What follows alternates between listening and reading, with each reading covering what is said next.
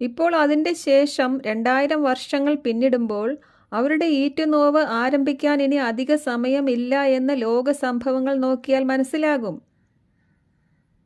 അതായത് മത്തായി 24 പറഞ്ഞ പല പ്രവചനങ്ങളും നമ്മൾ ഇവിടെ ആയിരിക്കുമ്പോൾ തന്നെയാണ് നിവൃത്തിയാകുന്നത്.